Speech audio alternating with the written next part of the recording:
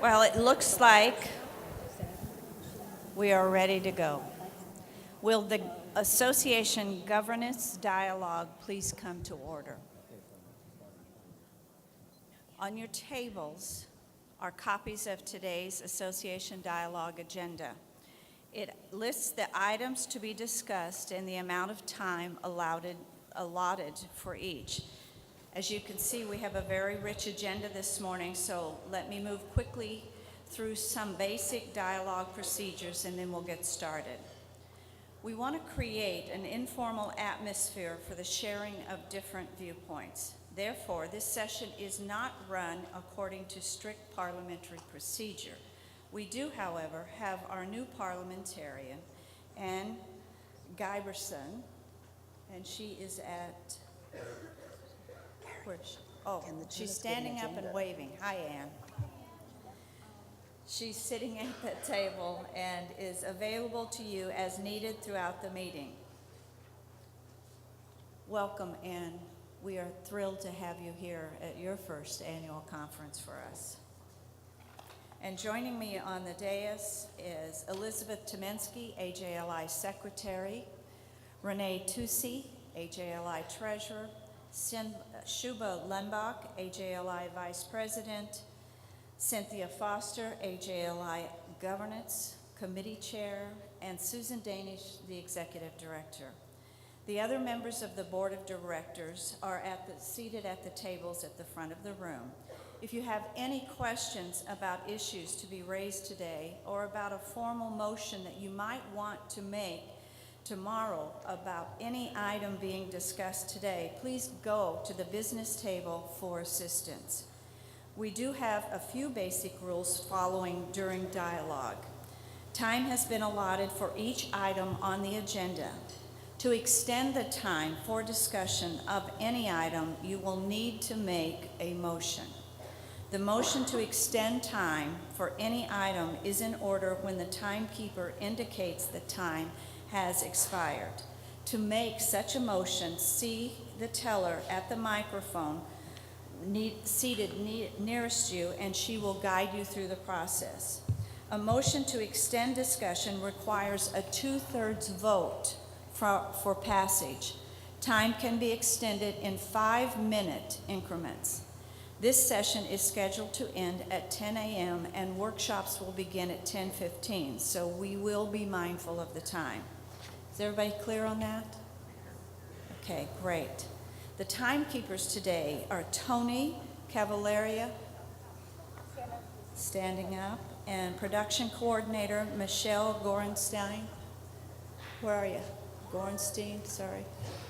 There she is, right there. Those are too important to watch. So that we can hear from as many delegates as time permits, we are going to ask speakers to keep their remarks to 3 minutes.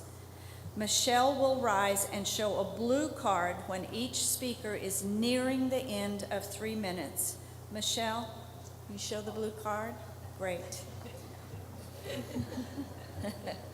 Tom will keep track of the total time allotted for each agenda item and will rise when that time is up and will show a red card. Thanks, Tom. Assisting Michelle and Tom is Ann Dalton, AJLI's Chief Officer for Strategic Initiatives. Ann, would you please stand? And assisting you at the microphones today are members of the AJLI Governance Committee and the AJLI staff. Thank you, timers and tellers, for all of your work today. During the dialogue, some of you may want to pose a straw poll to get a sense of how the delegates feel about this issue. If so, get to a microphone quickly to make your motion. If anyone objects to taking a straw vote on the issue in question, we will put the question to a vote. A motion to take a straw poll requires a majority of votes cast for passage.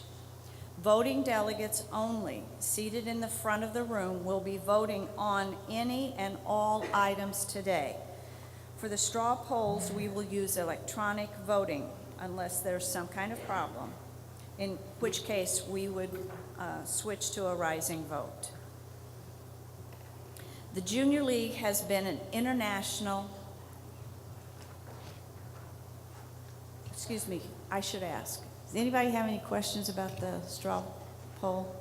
Okay. I didn't mean to skip over that. So let's get started. The Junior League has been international for many, many years. Research conducted a couple of years ago showed us that our members are interested in learning more about the world around them and are particularly interested in volunteering opportunities outside of their home country. To respond to that interest, AJLI developed a partnership with Cross-Cultural Solutions. CCS is a nonprofit organization that for over 20 years and has operated volunteer programs around the world to further cultural understanding. This morning, our first agenda item, I've asked two AJLI board members who traveled with me on the most recent AJLI volunteer trip to New Delhi, India, to briefly share some of our experiences with you. I'm pleased to introduce AJLI at-large directors Carol Goodman from the Junior League of Baltimore and Darcy Swanson from the Junior League of Yakima.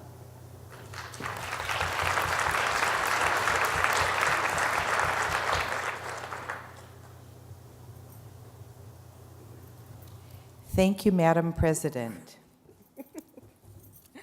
Namaste. Chaotic, intoxicating, crazy, colorful, wonderful, beautiful, daunting, and absolutely fabulous. This is the India that Cross-Cultural Solutions, or CCS, showed us. And as Mark Twain said, travel is fatal to prejudice, bigotry, and narrow-mindedness. Having traveled to many countries over the years, I can attest to this firsthand. Travel expands your mind and heart, unlike anything else. I was so excited to sign up for the Cross-Cultural Solutions trip to Delhi, as I had been to India before, and I had fallen in love with the people and the history and the culture. But I wanted a different experience, and I wanted to participate in a structured volunteer experience with other Junior League women, learn more about India, and give back in a meaningful way. CCS provided the real India experience. We lived in a home-based apartment. We shared bedrooms and bathrooms with 23 Junior League women from across the association, and we did our own dishes after each meal. No dishwasher, no hot water. Each day, the drivers would take us to our work sites in the city wearing our kurtas. We had 3 main volunteer placements in different parts of Delhi's poorest neighborhoods. 4 different nonprofit organizations have partnered with Cross-Cultural Solutions, and we were assigned to work in teams with each of them. We worked with children and adults, and our placements ranged from gardening, wound care, dental hygiene, to English, math, and singing. And Carol Scott, our president, taught the group that we were with sign language, and they loved it. Davina Agarwal from Macon, Georgia was also with us, and she was invaluable in that she speaks Hindi, and the kids that we were working with did not speak English. In our placements, we often had to wing it. It was a little challenging, but once we got better at it, we had a wonderful time. I volunteered at a site called Vidya Okla, a community project that provides educational support to about 100 children annually in order to prevent dropouts, which is especially prevalent among first-generation students. Pamela Antoine Weeks from AJLI and I were assigned to a group of young girls who were receiving education in English literacy and computers, and they were also receiving job training in tailoring and beauty. So we were asked to give makeup demonstrations and manicures and pedicures. But it turns out the girls were a little better at the makeup than I was. But anyway, so I learned something. But we had a great time, and in return, the girls gave us intricate henna tattoos, and they offered their services at eyebrow threading, which turns out to be quite painful. On the last day, I was completely overwhelmed with this special ceremony that they did for us. They gave us red bindis and floral leis and handmade presents, and then they performed some special dances for us. It was really very touching. In between our volunteering and during the evening, we had time to sightsee, learn more about Indian culture, shop in the bazaars where we all honed our negotiating skills, and we dined out. A highlight was being there for the national holiday, and as you see in some of the pictures, it was a time for renewal and hope, marking the end of winter and the beginning of spring. And the custom, many of you may know of it, is to throw brightly colored paint on each other, drench people with colored water, and drink a special drink made just for that day. Perhaps Indira Gandhi said it best when she said, "If you wish to know something about India, you must empty your minds of all preconceived notions of what you have heard or read. India is different and exasperating and would like to remain so."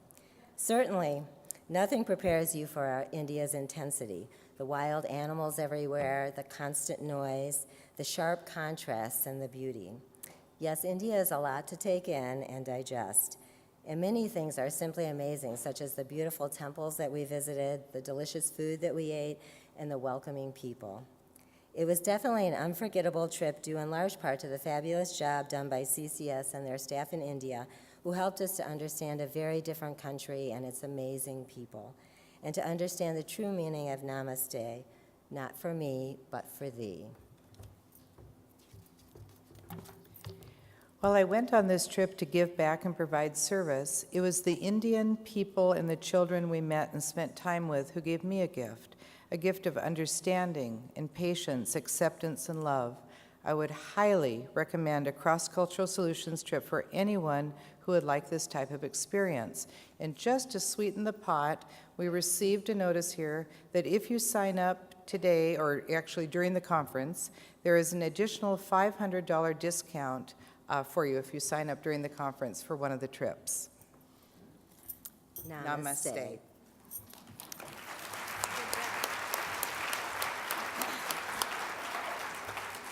Thank you, ladies. Having participated in more than one of these trips, I can tell you that this was one of my most meaningful experiences that I've been blessed to take part of as a Junior League member. And if you are the least bit interested, I strongly urge you to learn more and to make the commitment if you're able to do so. The three of us, or Pamela Weeks from AJLI staff, and also Deli Beekman, past president of the association, is here this morning, and she went to India with us. Any one of us would be happy to speak to you further, to talk to you one-on-one about our experiences. So please seek us out this weekend or email us after the conference. We'd love to tell you.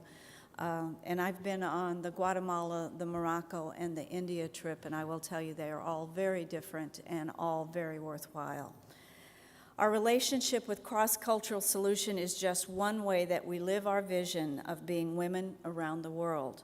And now we are going to start some conversation on our work on this topic with the help of Cynthia Foster, AJLI Governance Committee Chair from the Junior League of San Francisco. Cynthia.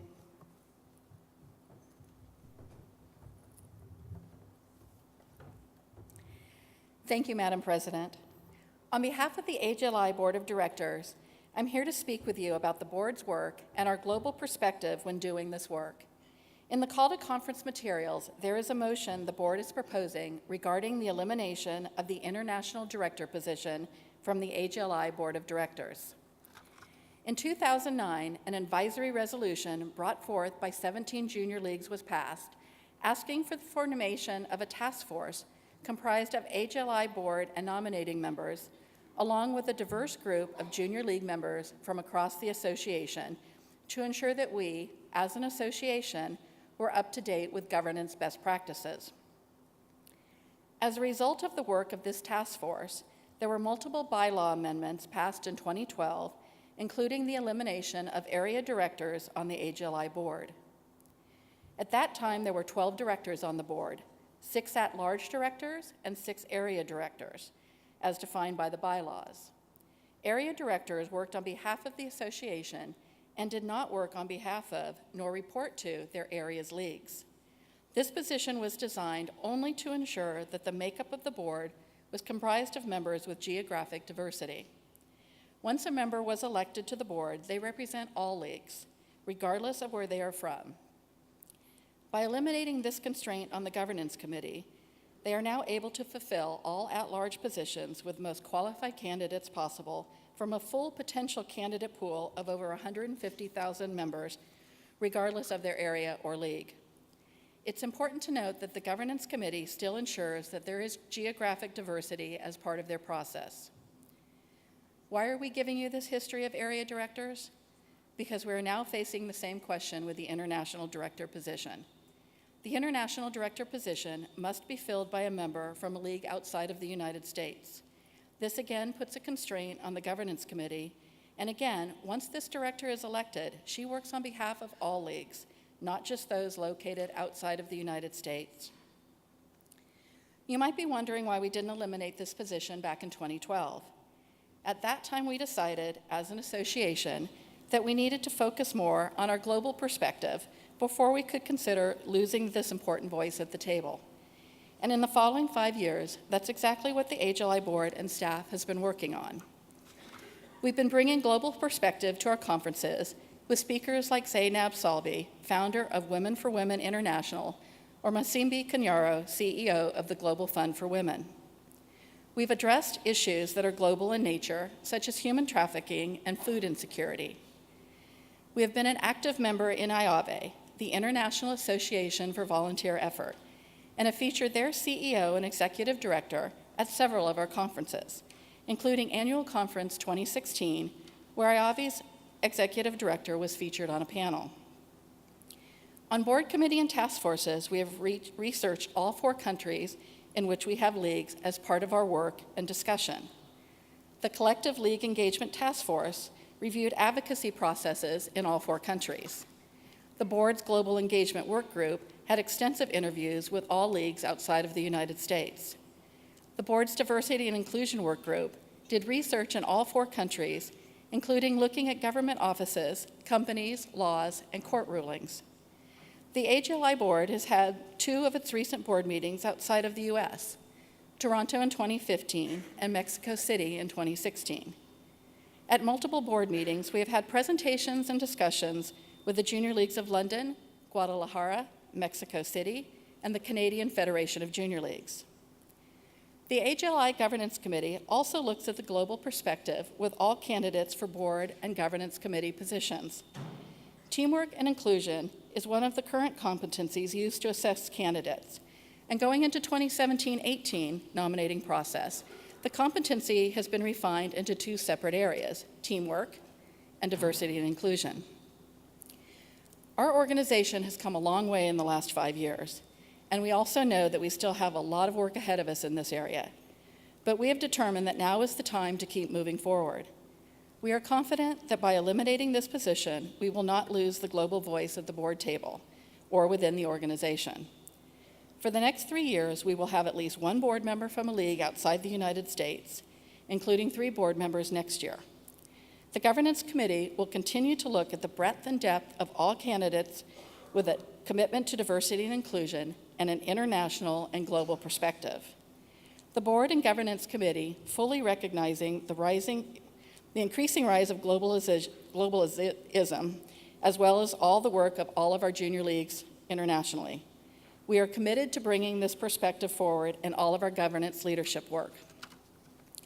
With the continued support of league leaders outside the United States and with strategic outreach from the Governance Committee, we're certain that we'll continue to have a strong pool of applicants from all countries in which we have leagues each and every year. You can be assured that our incredible staff will continue with global programming like our partnership with Cross-Cultural Solutions and our involvement with IAVE and other new efforts as they arise. Lastly, I'd like to state that the AJLI Board of Directors is committed to continuing our open dialogue with leagues both outside and inside the United States, and to furthering our work in the global area. It is, has been, and will continue to be a top priority. Again, for all of those reasons, the AJLI Board of Directors is proposing the elimination of the International Director position as stated in your call to conference materials. Thank you. Thank you, Cynthia. We'll now open the floor to hear your thoughts, your concerns, and questions. Please go to the closest mic and tell us what's on your mind, and please begin by stating your name and your league. Again, each person may speak up to 3 minutes.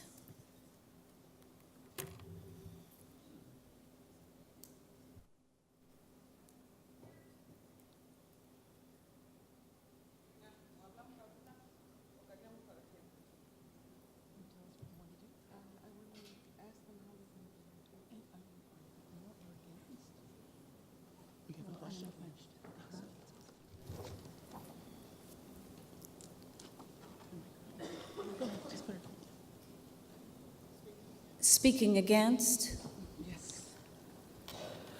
Good morning. My name is Kathy Butcher. I'm from the Junior League of Mexico City. I understand all your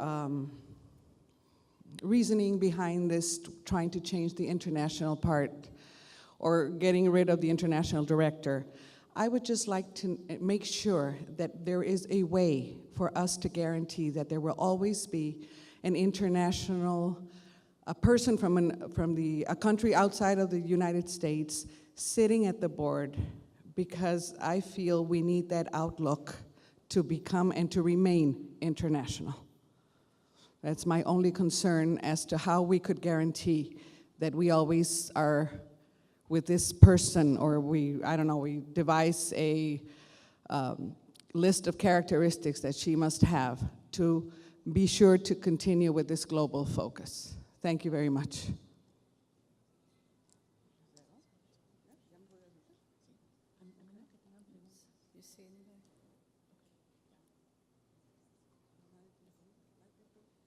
Other thoughts? We have 30 minutes allotted to this.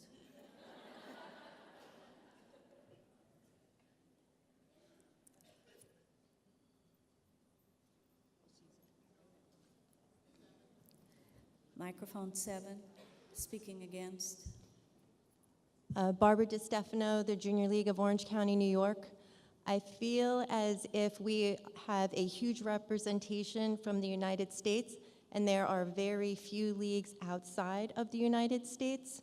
And I believe keeping this position on the board will ensure that at least one member will have a voice that's outside of our collective voice, because they do have a different perspective than us.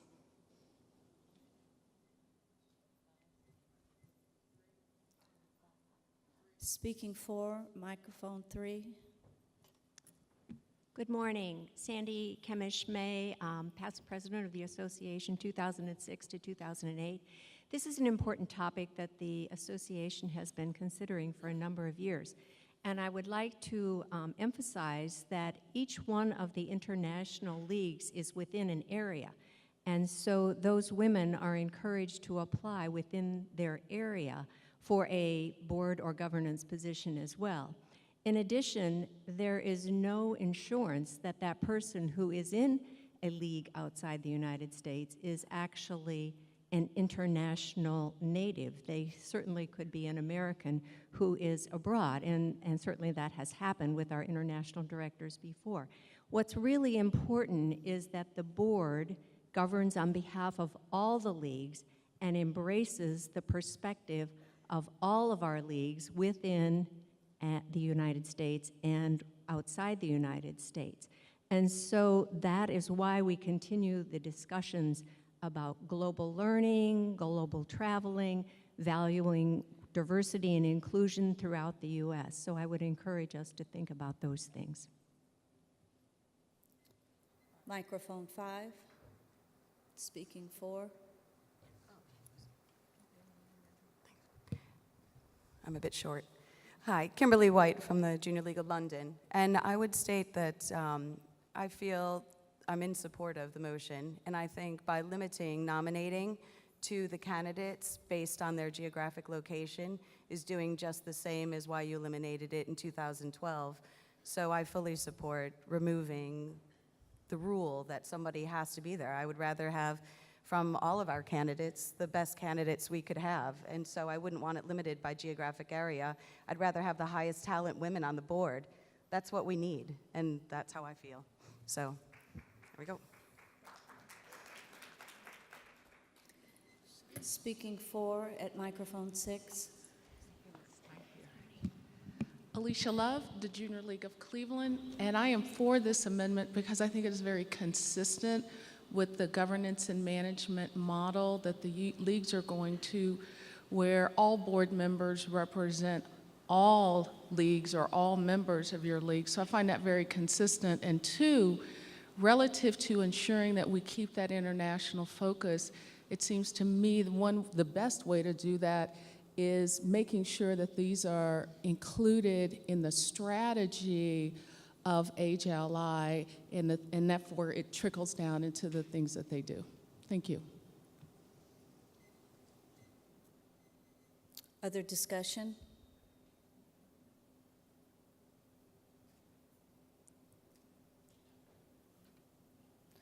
Well, thank you very much for your thoughtful comments. Our work is never easy, and we greatly appreciate your honesty and your candor.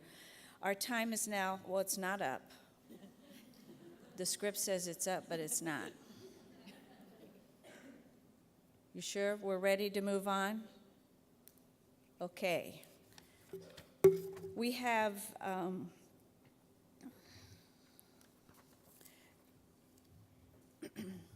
we have 4 other agenda items, and we'd like to move on now to address the other items submitted to you. The delegates that gave to us prior to last night's deadline. So I would like to call for the delegate from the Junior League of Boston to speak on the endorsement specific candidates, i.e. the Johnson Amendment, Pamela Lynch. Pamela? Okay.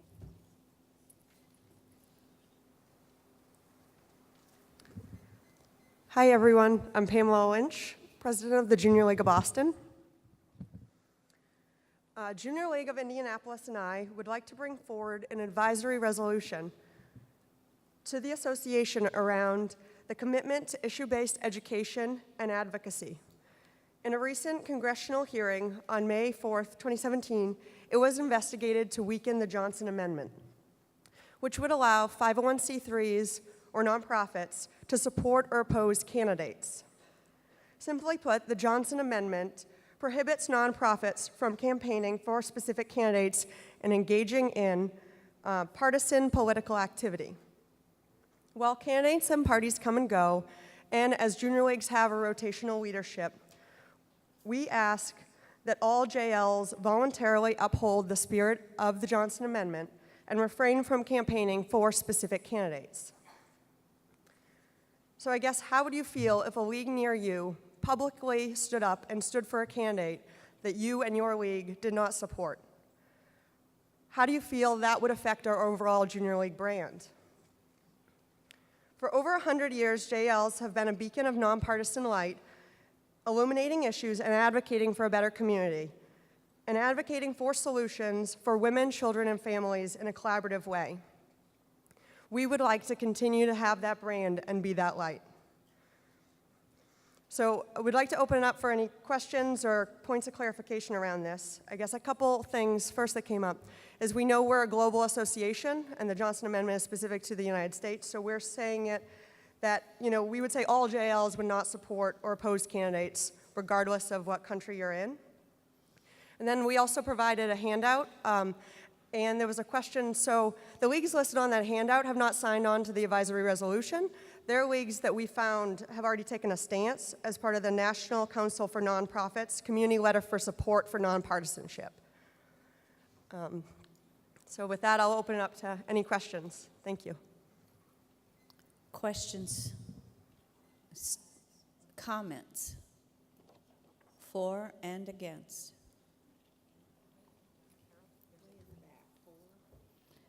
For. Boy, you're like way back there. Okay. Speaking for at microphone 4. My name is Vern Pike. I'm from the Junior League of Bakersfield, California. I would like to bring up the point that all federal employees are permitted from participating in any partisan campaign program. Many of the members in the Central Valley of California, just that I know, are federal employees. I had to get special permission from our headquarters in DC just to be a member of Junior League. And I know that if any junior league in any part of the country became partisan, my request would have been denied. Speaking for at microphone 1. Good morning, Michelle Studi Campbell, President, Indianapolis. Just want to echo, as we said earlier, politicians and political campaigns come and go. Sometimes the outcome is shocking and surprising and not what you thought it might be, but our issues remain the same. Keeping our voice politically neutral will strengthen our voice and allow us to continue our advocacy without being mired and mixed up in the partisan fallout and consequences that follow elections that end up with a shocking turnout. Thank you.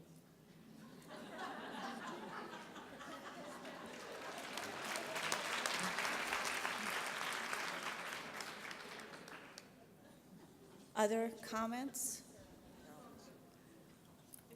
Is it green? Green. Yeah, okay. Speaking for at microphone 1. Janet Peavy from the Junior League of San Antonio. We also have some of the same issues some of your other leagues have.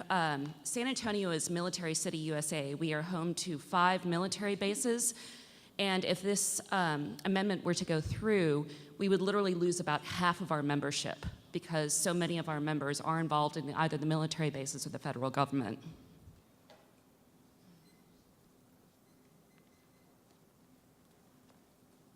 Speaking for at microphone 1. Good morning. I'm Rose Cooper, incoming president for the Junior League of Rochester, but I would like to reference my comment as past chairman for the New York State Public Association, New York State Public Affairs Committees of the Junior Leagues of New York, which is our statewide public advocacy group of all of our New York State leagues. In our experience, we have found that when we look at a statewide level in selecting partisan issues, it is very divisive to us as leagues as a whole. So NICEPAC, our position is always to advocate for a nonpartisan issue that unites our leagues together rather than taking a partisan stance. And one of the things that I would just echo my learnings already in this conference, yesterday, Ann Dalton made a comment about always considering what is best for your league as a whole versus the individual. And that is something for us to consider as individual leagues as well. What is best for AJLI as a whole and not just your individual league. So I would be very much for this.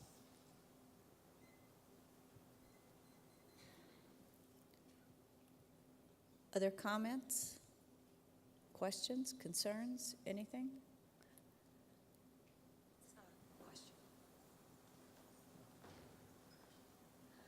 Hi there. White. It's a question. Question. Christy Moore from the Junior League of Rockford, Illinois. What I'm curious about, because I agree with the nonpartisanship and that Junior League should remain neutral, my question is, we have so many amazing women in our organization worldwide.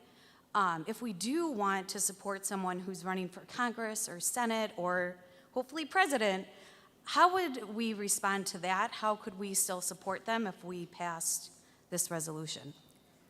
You could support them individually, but you would not support them as a league. Is that something that we could potentially amend or include? No, it wouldn't be necessary. Okay. The Johnson effect, I mean, it wouldn't prohibit you personally from doing what you needed to do. But our league couldn't stand behind. Right. Okay.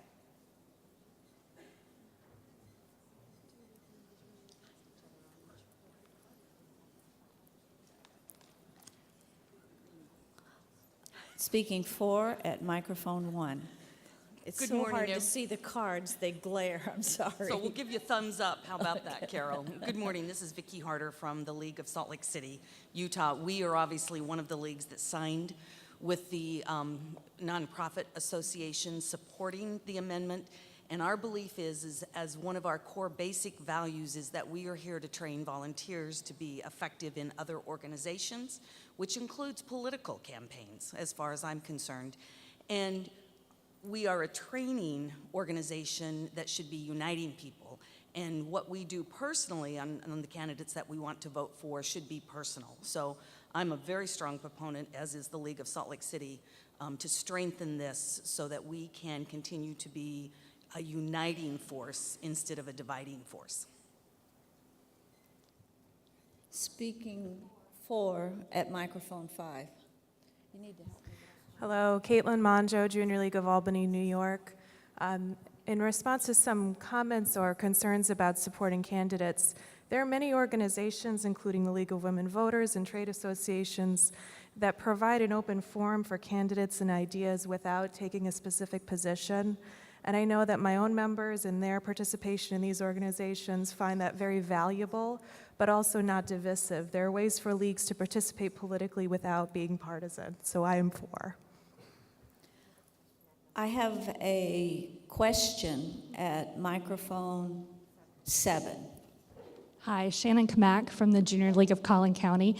I have a question about if the resolution is only for supporting candidates, and can the Junior League take a stance on amendments or propositions or bonds?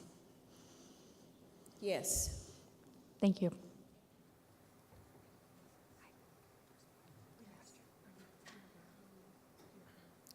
Other questions, comments? Microphone 5, green, speaking for. Yep. Hi, I'm Pamela Lynch, president of Junior League of Boston again. I guess what I wanted to clarify is that we don't think that people should not be allowed to talk to candidates, but I guess that we do it in a nonpartisan way. So if your league were to bring in candidates from both sides, I think that is wonderful, and we do support advocacy as a whole. Okay, There's a we're red at card. time. I'm sorry, Pamela, but if you'd like to extend debate or discussion on this, I will entertain a motion.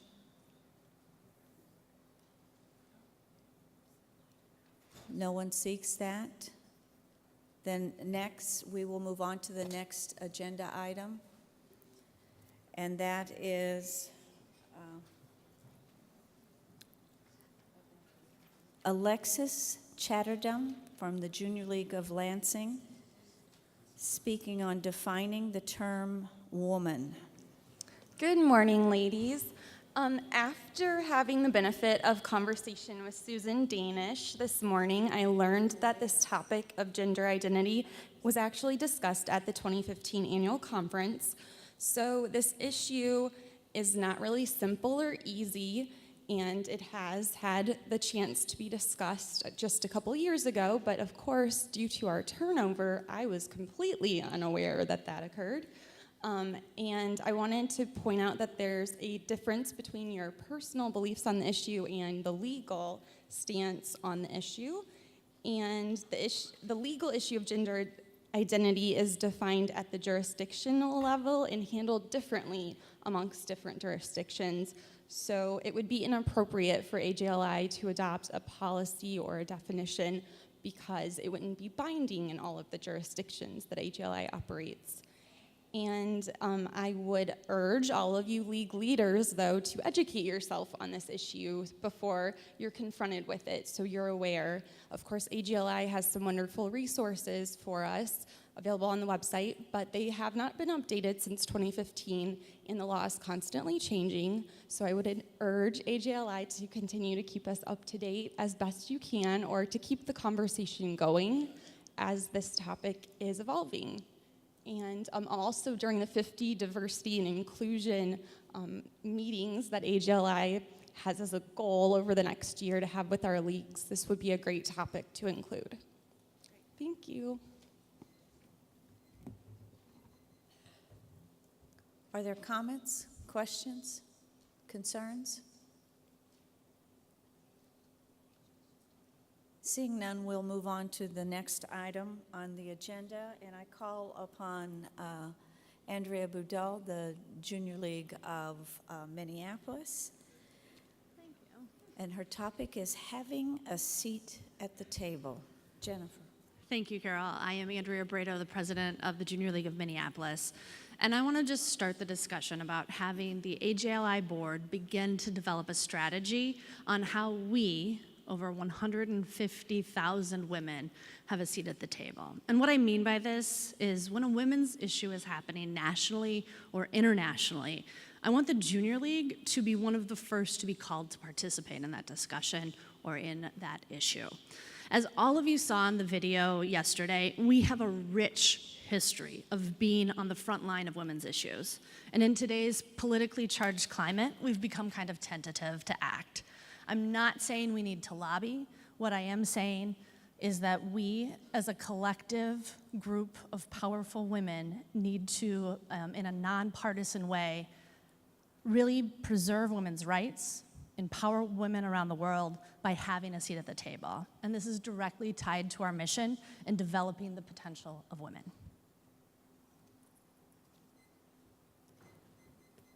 Questions, comments, concerns?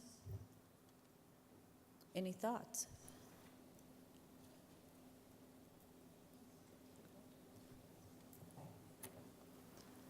Speaking for at microphone 2. Hi, I'm Candace Caldwell, president of Junior League of Seattle. I represent 1,300 members who do want us to do more and have that voice at the table, especially when it comes to women's issues and developing the potential of women.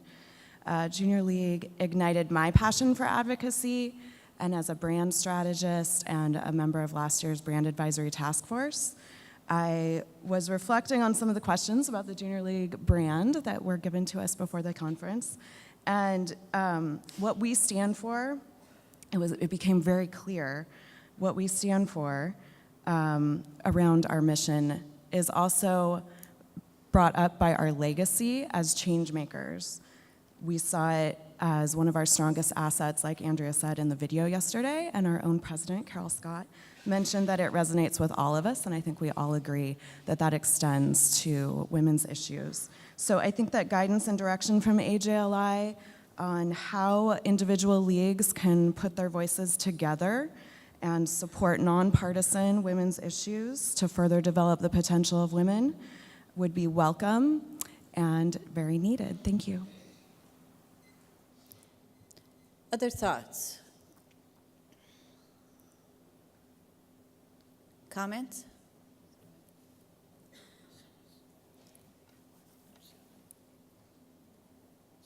Speaking for at microphone 7. Hi, I'm Marion Gord, Junior League of Hamilton Burlington, and also the past national coordinator for Canadian Federation of Junior Leagues. And actually, all of these conversations are all coming together and having an international perspective. So I'm just sitting here listening to how AJLI could support us in Canada and through a Canadian perspective. We have the Canadian Federation of Junior Leagues, but we don't have the capacity to be sitting at our national table. So AJLI, by taking on a higher, sort of elevating themselves and accepting and expanding our international presence, could certainly be the representatives in our government, in our platforms. And you could do the same thing in Mexico. You could sit and do the same thing in England. So I see this as being a very positive step forward. There was a question at microphone 4. Hi, Valerie Parkey from the Junior League of Fresno.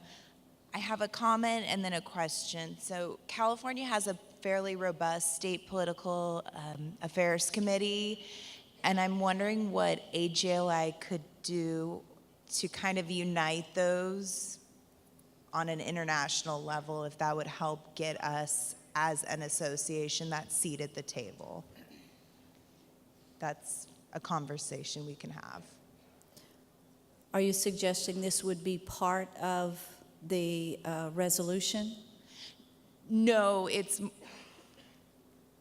a direct question? Yeah, it's just a question. Is SPAC a individual state-by-state league organization,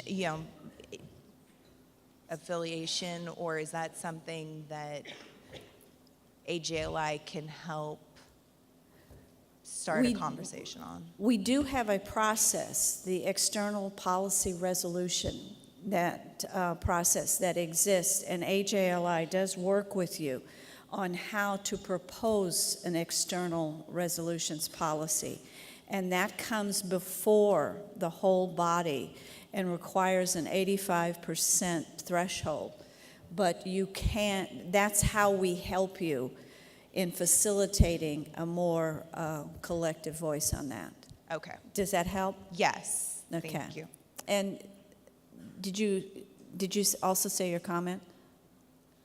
No, my comment was more that California has a fairly robust SPAC. Yes. But not every state does, and not every league does.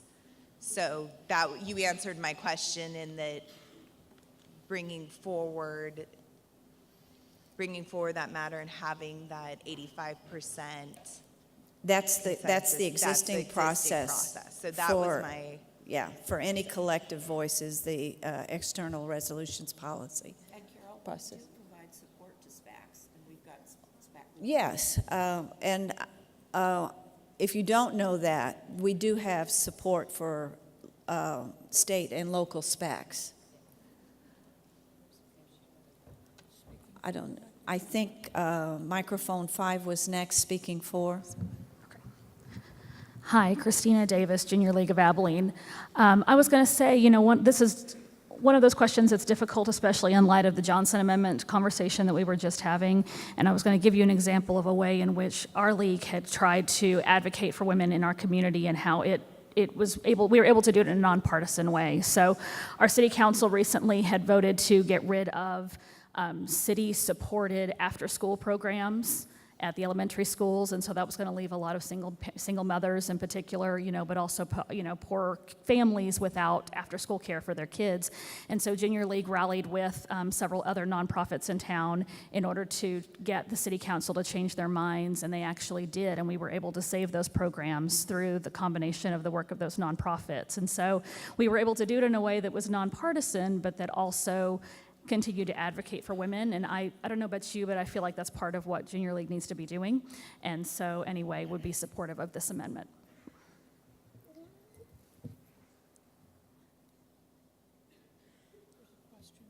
There's a question at microphone 7. Thank you. I'm Kendall Shaw from the Junior League of Cincinnati, and it's, I guess, maybe not so much a question as just a comment. I think that a lot of times we use the term women's issues, and I just want to ensure that we don't look at that monolithically. I think there are a variety of perspectives of all women in this room and the women that we represent in terms of what women's issues are. And I really would love to see the Junior League and the association continue to be a Big Tent organization. And so I think it's really important that, I understand the drive to propose the resolution and have a seat at the table, but I also think that we would need some specificity with regards to which issues, which table, so that we can ensure that we're still, protecting diversity of thought, which is really important given our debate with the Johnson Amendment. Speaking against at microphone 2. Orange. It's orange. Oh, it's orange. Okay. I would like to call a straw poll to see where the room sits. Okay, a straw poll. I need a second. Okay. Now we get to use those little goodies. Okay.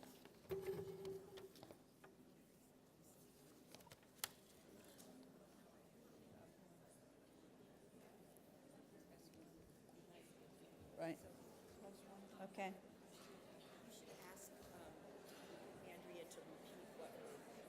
Yes.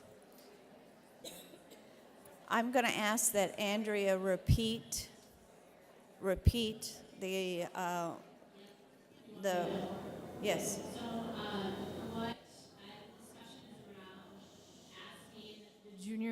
The association board to develop a strategy So we're not acting yet. Just ask the association board to develop a strategy to have a collective seat at the table around women's issues that impact women globally and nationally. Okay, are we clear? Now we can vote. Press 1 if you're in favor of doing the straw vote, okay? And 2 if you're opposed. This is just for the straw poll.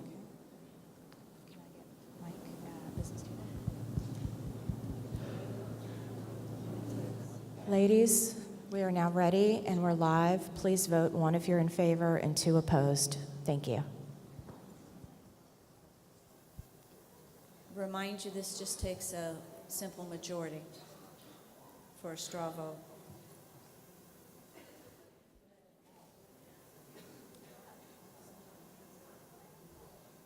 It's so confusing because that's one thing.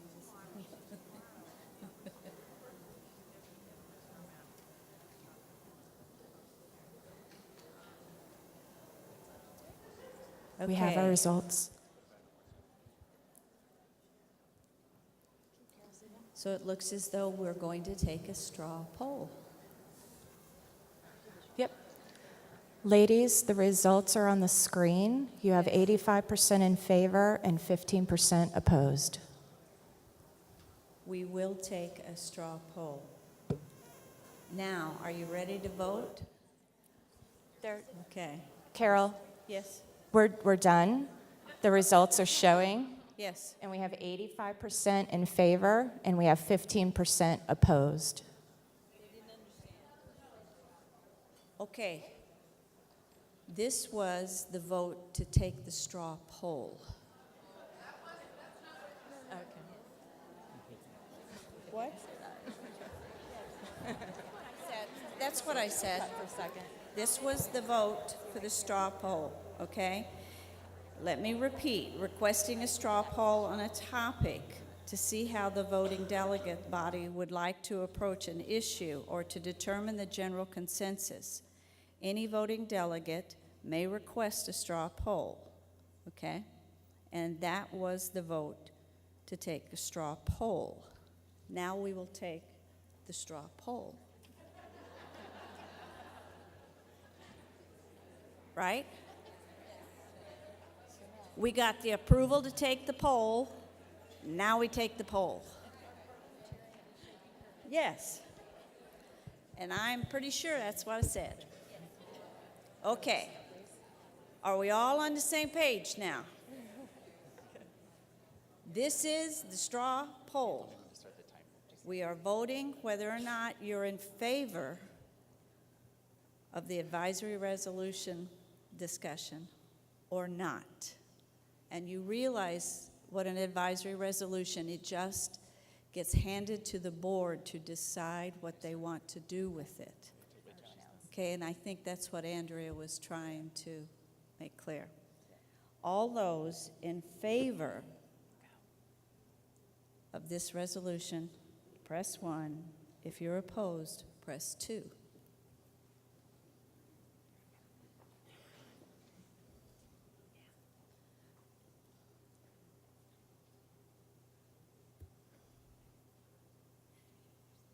We've exhausted our time on this issue. Yeah.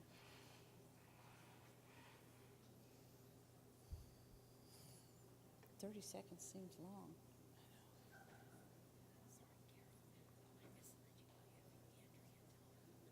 Yeah, that's okay. It's okay. It was clarifying. Not a problem. The results are up there. 82% at this point are in favor, 18% are against. Wasn't that fun? Let's give ourselves a round of applause. And you have to know that we've tried electronic voting several times, and this is the first time it worked. And time is up on this issue. I will entertain if there is a motion to extend discussion. Anyone in favor of extending discussion? because that's going to require another vote. Just want you to be prepared. Seeing none, I thank you for your thoughtful discussion. And now, for the remainder of our time together, on behalf of the AJLI Board of Directors, I'm going to facilitate open dialogue on any topic that is of interest to the delegate body. That's really kind of scary to say out loud. Okay? We can continue to talk about the issues we've already been talking about or other things that are on your mind. So I invite you to go to the microphone and let's talk together.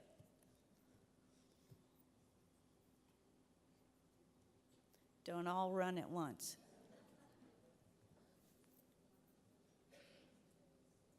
Anyone? What? Okay. Number 3, there's a question.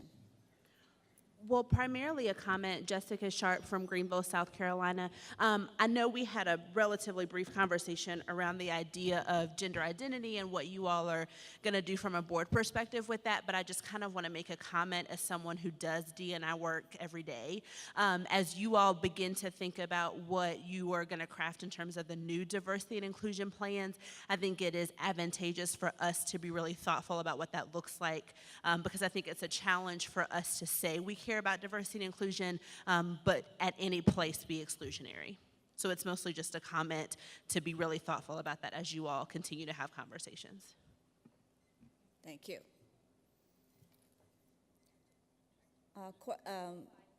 Microphone 5. Sweet. Hi there, Tiffany Blackman, Battle Creek Junior League in Michigan. Wanted to just quickly touch on, yesterday we heard about everything that's going to happen with the diversity and inclusion and kind of ramping that up. I don't know if there's any plans on making an advisory board at all. Advisory committee. I don't want to say board, but definitely reaching out to women in junior leagues that have a very distinct interest in making sure that minority voice is heard. I'm the first African American president in our junior league since inception in 1935, and we're still struggling. We're still struggling to make sure that our league is very diverse. I mean, women isn't the diversity. The diversity is what field we work in, if we're stay-at-home moms, if we are young, old, and then our ethnicity. And I would love to make sure that the association is not doing anything for me without me. I want to be a voice at the table, so. Thank you.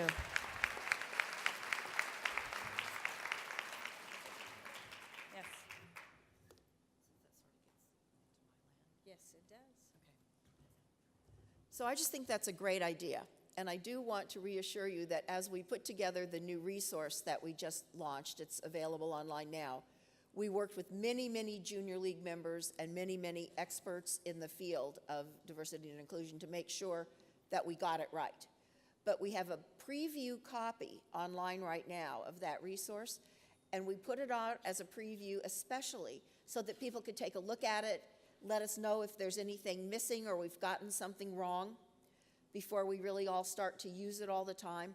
And so that would be great, but I love the idea of an advisory committee, and so we will follow up.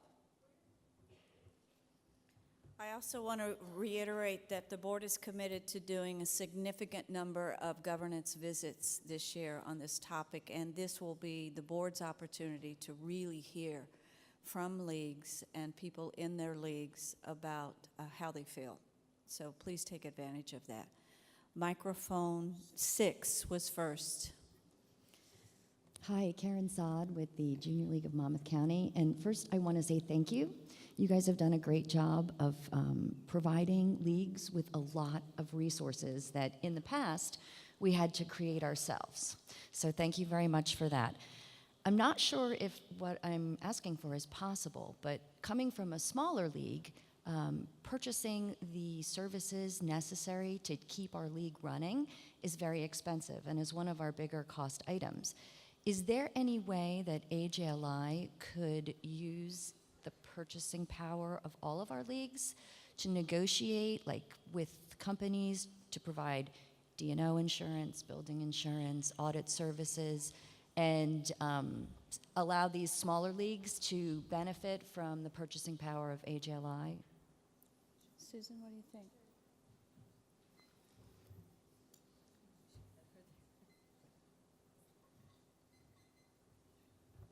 We do have a number of those kinds of programs available through our member and league benefits. There is a discounted insurance program that does cover things like D&O. And there are group purchasing programs. Purchasing Point is an amazing way to save a lot of money on supplies and all kinds of things that you use to run your league. We would love to facilitate leagues sharing back-end services if there were leagues that were willing to try to work on that together. We think that's a real opportunity for smaller leagues. And there are some other services that are available, like JATASA and some other services that we have that have discounted programs. But if your league is in an area that might like to explore shared, collaborational back-end processes, that would be of great interest to us to help you do that. Okay, thank you. I would also add that check with your local nonprofits. In my museums, we've always shared with other nonprofits our HR services, our accounting services, and it might exist in your community. That's red. Time. Boy, that was quick. How can it be time? How can it be time? I thought it was open mic. Are we? Okay. This lady's been waiting a long time. And it looks, I thought we had 4 more minutes. Thank you very much. This is Noelle Schiffer from the Junior League of Birmingham, Michigan. And my issue I'd like to bring forth to the board is it would be very useful for us if we, as the Junior League, I think, could develop something like a return on investment calculator that we could communicate to our employers about the value of our service to the league. Because I think too many employers, oh, the Junior League, it's a bunch of meetings, it's a distraction, and they fail to see how it's really investing in the women themselves. So I don't know if it's a partnership with a consulting firm or what it is. I just know we have a lot of smart women at the table. And I think we need to come up with a collective message that helps us at least verbalize the narrative, if not monetize it. Great thought. Okay, and I have to apologize because Tom was supposed to give me a flag at 9:55, and you did, Tom. Thank you. There was just a quick comment here about. Okay. Go right ahead. Corinne Gomes, incoming president, Junior League of Harrisburg. So to that specific point, the AJLI already has resources out there. I remember sitting distinctly in an ODI with Ann, where she talked about us endorsing our members and rewarding what is good from a local level, whether that's LinkedIn endorsements, recognition, achievements, and our league has adopted that. So we get formal recognition and certificates to deliver to employers. So there are resources out there on AJLI's behalf already. Great. It is important to remember all 3 assets of our mission to promote volunteerism and develop the potential of women and improve communities. And I know that the branding task force has talked a lot about lifting up the brand, all of that we do to focus on that. I want to thank you all for such okay, question. Yes, number 7. It's a comment, but it really worked for our league. I'm Tricia Berry from Panama City. I wanted our brand, as you said, to be something positive in our community, and it is already, but I need it to grow. and I need the employers of our members to know that. So I took on a project as president to send, ask members when they came to their placement interview, so there was face-to-face. I looked them in the face and I said, do you want me to send a letter to your employer thanking them for your volunteer service? And so those letters were sent out during Volunteer Appreciation Week, which is a national thing. And so I made it personal and individualized to each member and what they did that past year. And it did take time, but I'm so glad that I did it, because I would get emails or phone calls from those employers saying that they were glad that I sent the letter. In addition to that, I would get feedback from the members saying at their next, company meeting or their next whatever, that their boss stood up and read the letter out loud. I really think that because of those letters, we will have increased new members that will join our league, because they are now seeing what their co-employees are doing. One more thing is that we're not made up of all full-time working women. We have stay-at-home moms or people who are currently not working. And so those, and I had a few, even though I knew that some were not working, I still asked them. And they wanted a letter sent to their husband. And some... And some of them wanted a letter sent to their mother-in-law or their mother or their aunt, because those are the people who watched their children when they left the house to go volunteer. And I did it. And I'm so glad that I did it, because as their leader for 12 months, I want not just my husband to see what we do this is good, but I want everybody's employer and everybody's husband or significant other to know it, so that they will be happy when we leave the house to give to another family. Yes, and So that's it. I will remind you, like I do so often, never apologize when you leave your house to go to a junior league meeting. And I also will point out that Board Source just published the current rate of independent sector just published the value of volunteer time, which was $24.14 an hour. Yeah, and you got it, yes, actually, in an all email. So we have great power in what we do in terms of volunteering. Let's make sure we promote it. And before we go to our sessions that are going to begin in just a few minutes, I have some important notes about tomorrow. So please pay attention, and I'll go through this quickly. As we prepare for the annual meeting tomorrow, let me remind you that voting delegates for each league must have her colored voting badge on the back inserted for her annual business badge during the annual business meeting, which is scheduled for 10:15 tomorrow. And only those wearing colored voting badge may speak.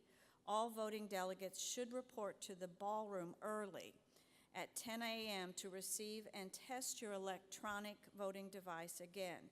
There will be staff here to redirect you back to your same assigned seat, and the room will be set in the same exact way as today. We also recommend that voting delegates look over the electronic voting instructions which you received this week if you didn't bring a copy, just so you can stay on. It's also on the conference app. If you have any questions about any of this, please come to the business table in front of the room immediately, or if you've had troubles with it, please let us know before you leave today. You can also go to the governance office in Loring on the first floor, where members of the Rule Committee and the AJLI board are available to answer questions. The office is open today from 10 to 10:15, 2:30 to 3, and 5 to 6:45. If you wish assistance in writing an advisory resolution, please come to the governance office for help from the Rules Committee and other board members All advisory resolutions for consideration at tomorrow's annual meeting must be turned in no later than 6:45 p.m. tonight. And again, the office is located in Loring. Leagues that wish to add or remove their names as a co-sponsor of an advisory resolution to be considered may do so in the governance office for no later than 6:45 p.m. this evening. Let me remind you that if your league entire delegation will be leaving before the start of annual meeting tomorrow morning, you need to obtain a proxy form this evening. Please either come to the business table right now or come to the governance office during its hours. I hope you've enjoyed this little exercise. We haven't done this kind of discussion in a while. I find it very exhilarating, and I hope we continue to add to this experience. We'll see you later today at the Mary Harriman Award Luncheon. And finally, we hope you'll join us at the exhibit area for our casual marketplace reception tonight at 6:30 to 7:30 before you head out to your free evening. Thank you and have a great morning.